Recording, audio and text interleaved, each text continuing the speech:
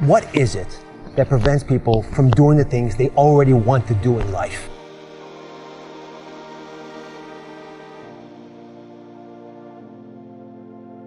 Most basic answer, I'm sorry it's so simple, but it's true, it's fear. People making this complex process, this woman was telling me that I don't understand why they don't do this, why I feel this way. I said, it's called fear. Everybody's afraid we're not enough. Everybody's afraid we're not rich enough, smart enough, young enough, quick enough, fast enough. It's human nature. But the secret is to do it anyway. I know that sounds so simplistic. My work when I'm working with somebody is showing them how to condition themselves, like building a muscle, so that you take action first, automatically. Because if you don't do that, it's hard. You lose momentum. It's like, how do I get started? Where do I go? Do anything to start the process of moving forward rather than let fear stop you.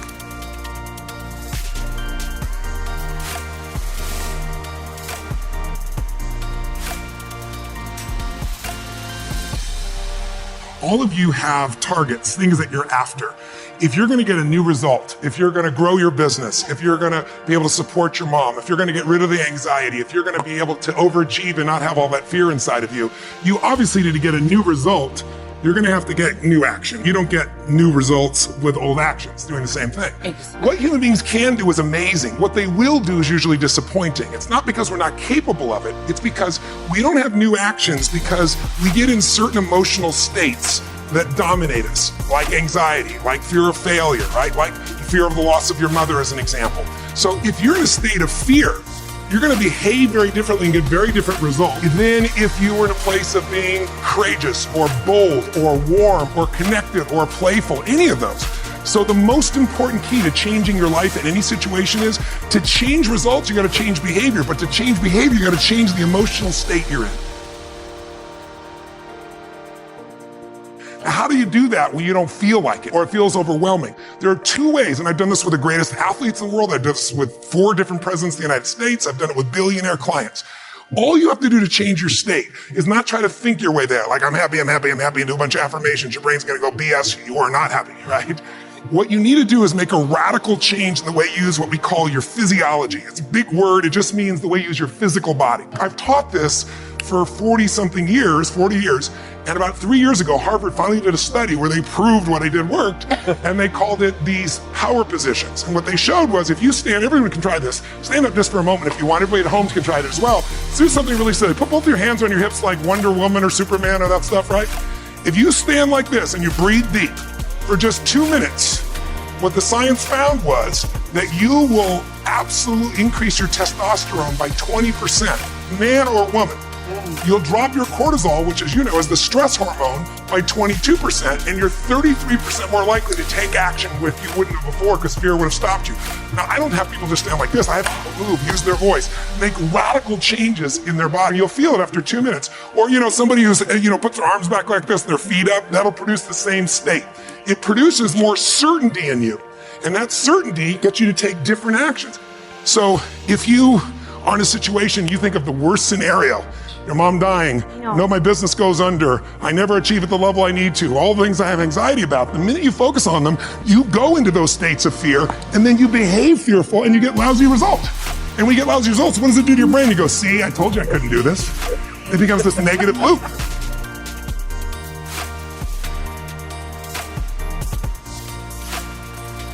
So how do we break out of it?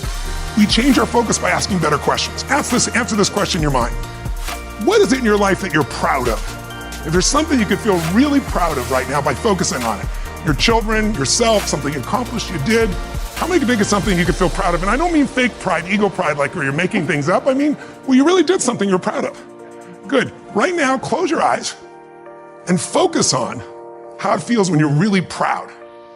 Focus on that moment you're proud of. How do you breathe when you feel really proud? And if you're a little kid, what happens to your face when you're really proud? You don't hide it, right? There's that big smile on your face. Think of something that you could be really grateful for or excited. Pick either one. Something you could be grateful for, a person, a moment, or something if you wanted to that you could be excited about. Let's use excited for a moment. How many could think of something in your life that if you focused on it, you could feel excited? All right, close your eyes. And just for a moment, all we're doing is changing your focus. Focus on what could excite you. Feel like it's really happening.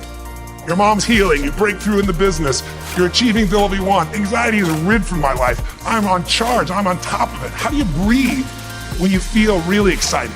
Yeah. So if we change the state you're in, just by changing our focus or the way we use our bodies, it's got to be a radical change, right? Here's my question for all of you.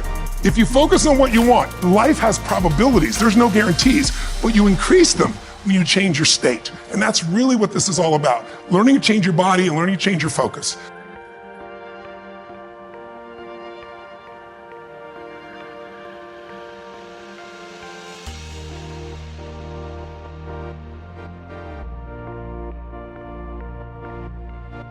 Somebody is really stressed out. They're not stressed out for no reason. It's because they're focusing on something that makes them feel stressed. They often, when they're focusing on it, it changes the body. You start to feel tight. You start to feel a certain way. And then they use language like, I don't know what to do. Why am I so overwhelmed? So if we change what we focus on, if we change the way we use our body, if we change our language patterns, we'll instantly feel different. Think of how do people use their body when they're worried versus when they're excited. If you learn to use your body first, use your focus first, you can literally change how you feel in moments, and then you develop new habits where you start to feel good all the time, and it isn't some phony fake pump up. It's literally the way you condition your body. Just like being fit as an athlete, you want to be emotionally fit. When you're not sure what you're going to do, you're going to hesitate, and hesitation kills momentum. And momentum is what makes a sports team win. It's what makes an athlete, a business person win. When you get momentum, it's like it takes enormous energy to get a rocket out of our gravitational pull of the earth. But out of the solar system's easy. Once it has momentum, it takes less fuel, less energy. Starting a relationship, starting a business, changing your body, it takes so much in the beginning. But once you get going, it's actually really easy. We all have a need for certainty. We have a need to know we can avoid pain, that we can be comfortable. Some people do that when they're stressed by smoking. Some people work out hard to deal with it. Some people eat to try to get that comfort back. If you were certain every moment of your life, you knew what people are going to do, when they're going to do it, how they're going to do it, you'd be bored out of your mind. So we also need uncertainty. If you have too much uncertainty, you freak out. If you have too little, you feel bored out of your mind. And you can get uncertainty or variety by a great conversation, by making love, by taking on a new job or a new career, a new opportunity. You get a million ways. The question is, do you meet your needs in ways that are positive or negative? Because sugar will make you feel good in the moment, but you feel good long term. Smoking a cigarette will make you comfortable and certain.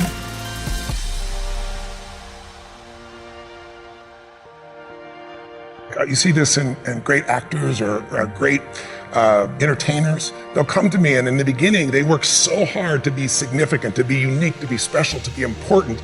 What they really wanted was love. But now people stop on the street and they'll say to me, they don't even know who I am. They just want my time. They just want this. They want a picture. They don't respect my family. They don't respect it. You'll hear them so upset. What they wanted was the love. We can have both. But the more significant I am, the more unique I am, the more separate I am from you. The more connected I am, then some people go, yeah, but where am I? Where am I special? So finding that balance between the two is what makes people feel alive. And we can meet all these needs in positive ways or negative ways. You can get significance by tearing other people down. Oh, they're lucky, they don't care, they took advantage of somebody. You don't know anything about them. You see people do that with famous people all the time. Why are they tearing them down? Because if I don't feel good about myself, if I can make you smaller, I look like I'm moving up. But you're not, and it doesn't work.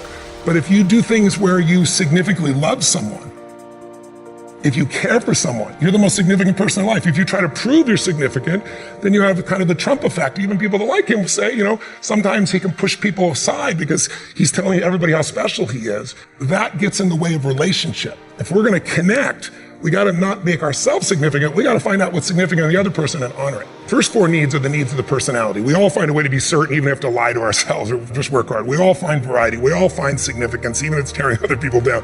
We all find at least connection, if not love. But the spiritual needs are to grow. When people say, what does it take to be happy? I say one word, progress. If you're not there yet, but you are starting to make some progress in your body, progress on your relationship, progress on your career, your finances, you're going to feel good. And when you achieve it, how long do you feel good for? Not very long, because when you achieve it, you stop growing. You kind of celebrate. Nothing wrong with that. But how long after you get that thing you wanted are you happy? A week, a month, a year? Almost never a year. It's a short time. And the reason is we're not supposed to just sit there at the table of success and celebrate for years. We need to grow to feel alive. And everything in the universe grows or it dies. But when we grow, we have something to give.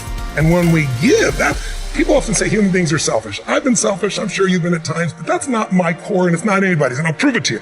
When you're having, all of you at home and all of you here, when you have something great in your life that happens, you learn something, you experience something beautiful,